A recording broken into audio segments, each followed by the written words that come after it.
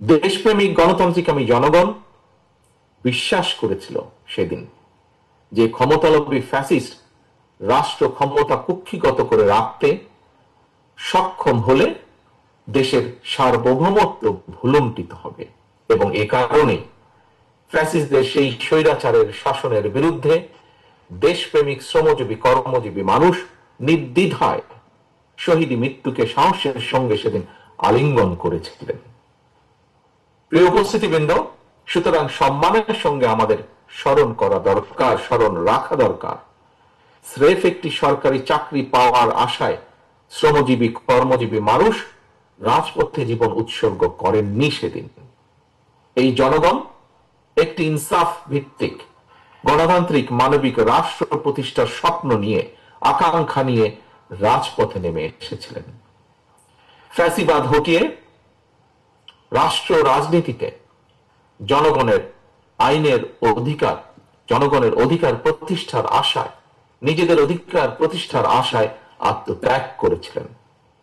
আজ যদি শ্রমজীবী কর্মজীবী মানুষেরা জানতে চায়, সেই শহীদের আত্মা যদি জানতে চায়, গণ অভ্যুত্থানে সবচেয়ে বেশি সংখ্যক শ্রমজীবী মানুষ শাহাদাত বরণ করেছে, কিন্তু বর্তমান সরকার এবং প্রশাসনে শ্রমজীবী কর্মজীবী মানুষের অবস্থান কি? পলাতক ফ্যাসিস্ট মুক্ত বাংলাদেশে বর্তমানে রাষ্ট্র সংস্কারের যে কর্মযজ্ঞ চলছে, সেখানেই বা তাদের প্রতিনিধিত্ব কোথায়?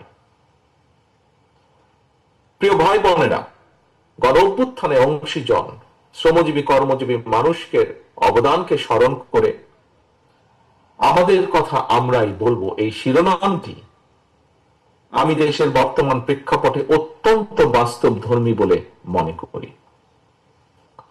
প্রতিটি নাগরিক যাতে নিজের কথাটি নিজে বলতে পারেন, নিজের ভোট নিজে দিতে পারেন, নিজের রাজনৈতিক অধিকার প্রয়োগ করে সরকার গঠন কিংবা সরকার পরিবর্তন ঘটাতে পারেন। জনগণের রাজনৈতিক ক্ষমতায়নের এই রাজনীতিটি বিএনপি বাংলাদেশে প্রতিষ্ঠা করতে চায়। একজন রাজনৈতিক কর্মী হিসাবে, একজন নাগরিক হিসাবেও আমি মনে করি একজন নাগরিকের রাজনৈতিক ক্ষমতা প্রয়োগের অন্যতম প্রধান উপায় হচ্ছে নির্বাচন। প্রতিটি নাগরিক যাতে নিজের কথা নিজেই বলতে পারে, সেটি নিশ্চিত করার স্বার্থেই দেশে একটি দায়িত্বশীল রাজনৈতিক দল হিসাবে বিএনপি বারবার একটি অবাধ, সুষ্ঠু এবং নিরপেক্ষ নির্বাচন অনুষ্ঠানের দাবিকে অগ্রাধিকার দেয়।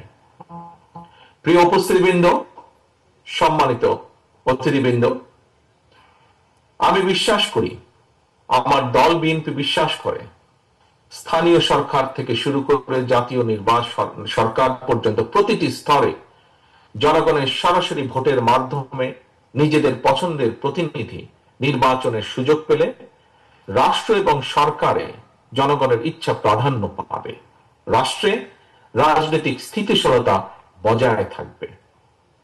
রাষ্ট্র রাজনীতির মূল ভিত্তি হচ্ছে জনগণ। জনগণকে দুর্বল রেখে রাষ্ট্র রাজনীতি, সরকার কিংবা সংস্কার কোনো কিছুকেই শক্তিশালী এবং টেকসই করা সম্ভব নয়, করা যাবে না।